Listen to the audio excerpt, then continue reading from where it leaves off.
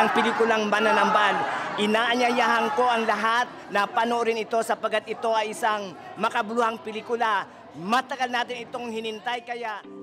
Ako siguro for me yung chemistry naming magkakaibigan dito sa pelikula. Especially first time, yung iba first time magkakatrabaho.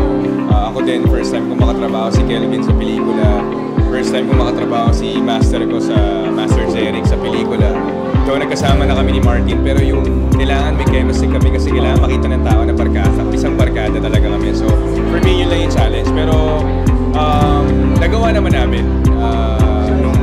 During shooting, nagawa naman namin yung lahat na eksena ng maayos at smooth.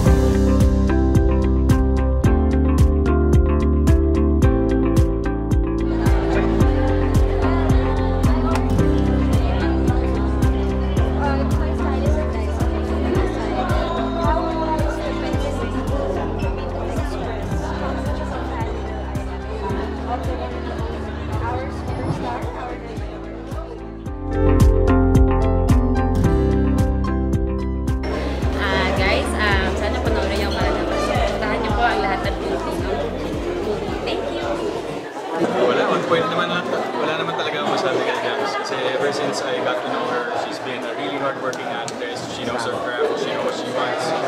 And at the same time, parang ganda rin ng hunger and passion niya for the craft as well. So, support tayo, of course, all the time. Kasi ako 3 beses kung naka-work si Nanay Guy. Siyempre, hindi ko pa naiwasan na mamiss. Kapag nakaka-eksena ko siya, nakaka-work ko siya. Kasi yung mata niya talaga eh. May gift talaga yung mata niya pag tumingin ka doon. Parang doon mo makikita talaga yung soul niya, yung emotion niya, lahat doon mo makikita. Lahat po naman dito, mga kaibigan po namin from the press, directors, sa mga boss po namin, sa GMA, po. Maraming salamat po sa inyong oras po na pagpunta para po sa showing ng aming pelikula na Mananambal. Finally, napakatagal po na panahon po namin hinintay na maipalabas po ito. Almost 2 years, or 2 years even. And finally, it is out in cinemas. At sa lahat po ng mga hindi pa po nakakapanood, ang inyong mga pamilya, iba pang mga kaibigan, isama nyo rin po sana. Sana po magustuhan po ninyo ang aming pelikula. Maraming salamat po. Okay po, maraming salamat po sa pagdali nyo ngayon para po sa speaking ng Mananambal. Sana po ma-enjoy nyo yung pelikula. Salamat po. Maraming salamat po sa paglaan nyo ng oras ngayong araw para supportahan po ang aming pelikula. Yun lang po, enjoy lang po kayo. Sana magustuhan nyo po ang aming pelikula. Sa mga boss namin, sa lahat ng mga kaibigan namin at pamilya, maraming salamat po sa inyong oras. And enjoy the movie. Thank you for coming sa lahat ng mga co-actors namin, co-artists, sa mga boss namin.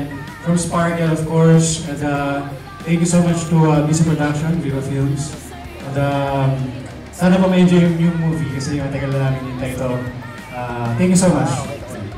Awit ng bulong